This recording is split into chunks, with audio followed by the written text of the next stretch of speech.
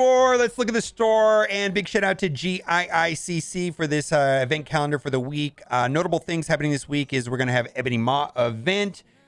We having the event starting tomorrow for Nemesis event campaign. We're going to talk about the orbs here in a minute, and there's going to be several events. There's going to be an orb opening event for event campaign orbs. There's also going to be a blitzing component. There's also going to be a spending campaign energy, I believe. So there's a lot of events starting tomorrow. On Wednesday, Dark Beast will be going into the Elite Store, so you can get red stars on him. And then on Thursday, going into the orbs will be Nakia. And then on Friday will be the Coordinated Assault. Big shout out to Yuletide Bringer, who did the math. Now, right behind me is the traditional event campaign orbs. That's when the orbs had a 14% drop rate for the character, and so they average 5.44. They dropped them drastically in the Nakia event, where the center part only had like a 9% drop for Nakia, which meant there was a 4.58. Now, I wanted to point out that there were some first-time completion bonus shards, so that largely did not offset the drop. That's almost like a 20% drop. Now, they've redone it again for the Nemesis event, where there's a 12.47 drop rate on, if you're just looking for Nemesis inside that orb, which is a 4.88 average. Now, let's move on. We're going to talk about the Guardians event. And the Guardians event rewards cannot be possibly worth the investment. Rough estimate, but the rewards given the heroic don't appear to replace what you need to invest in the Guardians in order to be able to complete the nodes. The gear will barely replace what you use, not including Catalyst. That doesn't make taking considering all the gold and training mats needed. If you want to upgrade Gamora, I think she's worth upgrading anyways. If you want to upgrade Rocket and Star-Lord up to gear tier 15, which will help you get through the Nowhere heist. And the rest of the characters, I do not recommend upgrading. I don't think that this event is worth upgrading Groot or Mantis or even Drax. But on the other hand, you can get through the event with Gamora. If you can one-shot the nodes, you still get the first time completion bonus, which is kind of nice. Now, and I was fortunate enough to get through and 3-star the mutant and the mystic part, and that way I can farm that gear. But otherwise, it's kind of a pain. So the only way I can think of the way to perceive this event is, because I don't think it's worth upgrading characters for this event, is that bonus stuff is bonus stuff, and if you can get through the event and get some good stuff out of it, fine. But otherwise, it's kind of a confusing event for people, and I don't know if I recommend people upgrading, like I said, Groot, Mantis, or Drax. I just don't know if I recommend it. It says, and it doesn't take into consideration the golden training mats needed as in-game player. I do not have the majority of the Guardians in orange gear, as there are minimal reasons to power them up. At this point, I only need teal gear, so power up and the rest of the Guardians enough to complete heroic, get a decent amount of teal catalyst, and a couple fully crafted teal gear sounds like a big waste. I agree. As a newer player, I can't imagine many scenarios where investing in Guardians would be helpful or even possible. They're near the worst team in the game at this point. I agree. So almost every other team is a better choice to invest in. Again, if you did invest enough to complete this node, I don't think the rewards would be worth your investment. Obviously, I didn't do any real math on this. I could be wrong. Invest if it's worth it, but I don't see any reason to. What do you guys think? I agree with it. Guardians of it's ridiculously difficulty. Yes, absolutely. Is very difficult. I do want to point out that with Gamora, the combo of doing an ultimate where she kills a character and then she gets offense up and then going to a special is quite a thing. I finally got to 1 star in the 3rd node, saving all the Gamora's moves so that I could ultimate followed by a special to wipe 6 of the last 10. That seemed to be a strategy on the game. So Scopely support seems confusing to me. I got hit with the claim all bug.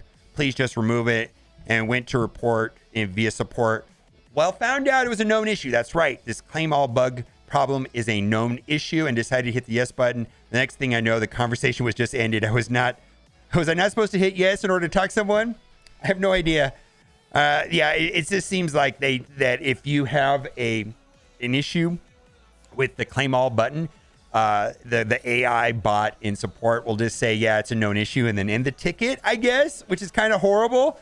And then the Scopely motto, if it's not complicated enough, we're not doing our job. Honestly, if it's not enough that we have events with tokens that feed into another events with tokens at variable start times, do we really have to change the times of so many parts of the game? Last year, we had a local reset, which is an account reset, game reset, which is what I call server reset, with the store resetting at game reset. That's true. Now we have a local reset, 2 p.m. for some store offers, and I call that event reset. Oh my God. So we have like local account reset, then we have like event reset, and then we have server reset.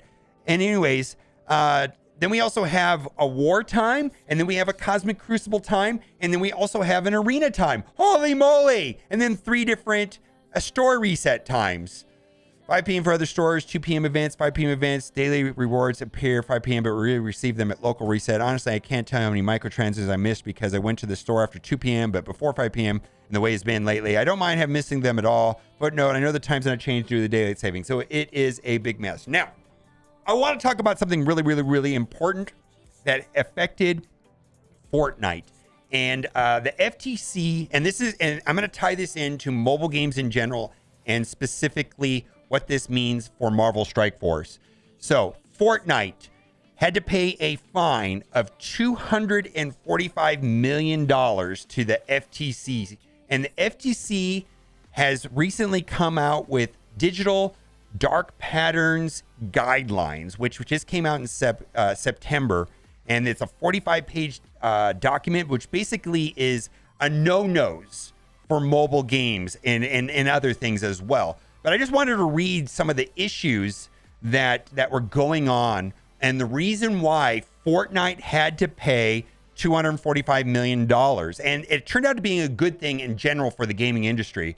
I'd like to raise concern that I have with the in-game store. There is no confirmed purchase button when you go to buy a skin. And the reason why I say this is because about 2 months ago, I accidentally misclicked a purchase on a glider I had no intention of buying and initially just took the V-Bucks, and that was that. I accidentally purchased a skin using V-Bucks, and I meant to rotate it. And check it out, fat fingered the square button on the PlayStation 4. We are really disappointed that you're unable to help us. We feel many of my son's V-Bucks account spend would have been avoided if your system had more confirmation steps before buying items. This is the problem, is that all told, the company received more than 1 million complaints about unwanted charges. So what does this mean for mobile games in general and so on, is that the FTC has come out with this bringing into dark patterns to light in this dark patterns guidelines, which was published recently in September 22. And I think that this is going to be an issue for a lot of mobile games and even possibly for Marvel Strike Force. So I went through the 48-page document and I just screenshot some of the interesting parts of like no-nos, apparently. Intermediate currency, hiding the real cost by requiring consumers to buy things with a virtual currency. Nagging, asking repeatedly and disruptively if a user wants to take an action, or making a request that doesn't let the user permanently decline and then repeatedly prompting them with the request. Forced registration or enrollment, making users create an account or share their information to complete a task. And I think this is the most important one right here. Pay to pay, play to play, or grinding. Saying that things are available with a purchase or download, but then charging users to actually obtain those things. Or making the free version of game so cumbersome and labor intensive that the player is induced to unlock new features with in-app purchases. So I hope that this starts being implemented and the FTC starts looking into other games. I know this turned out to be a good thing for Epic. Epic put out a statement about the FTC settlement, and I just thought that there were some interesting points that they made at. It says no pay to win or pay to progress mechanics in our player versus player experiences. No paid random item loot boxes since 2019 and no gambling ever. A return ticket system that enables self-service refunds. Can you imagine it being able to do self-service refunds in Marvel Strike Force on eligible biddable goods without the need to specify a reason? Instant cancellations of cosmetic purchases made with V-Bucks with the recently extended cancellation window. Can you imagine if we could deal with it ourselves? My goodness. A hold to purchase mechanic for all in-game purchases in Fortnite, an updated chargeback policy, an explicit yes/no choice to save payment information, and so on and so on. So I just think that FTC went after the big dogs, right? Fortnite. And Fortnite is not known, and Epic is not known for pay to win or predatory practices. And so I wonder what this is going to mean for mobile game industry and maybe even specifically Marvel Strike Force. Now let's get into offer review. A couple things right here. Relatively useless team. I believe that there's a relic hunt event that happens every 4 weeks where you can get some catalysts if you have all of the hand minions, or hand faction rather, up to 7 stars. This will help you work towards that. The team is useless. Hand minions are not great.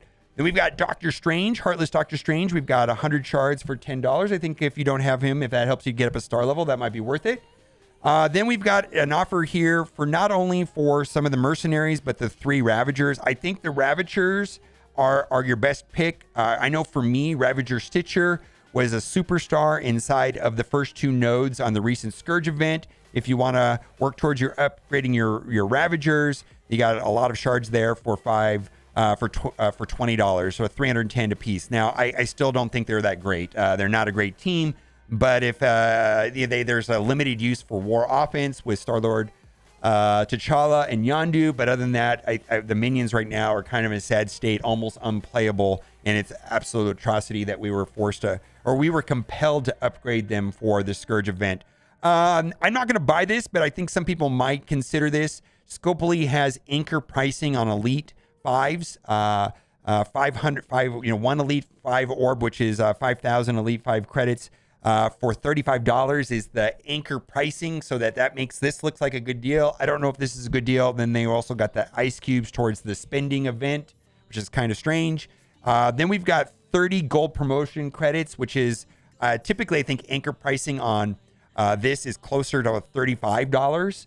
So this is a good deal if you are a purchaser of gold promotion credits. Also right here, if you buy T4s, typically they sell T4s for 100 for $10. So this will get you an ice cube and some other orbs right there that have T3s for $5.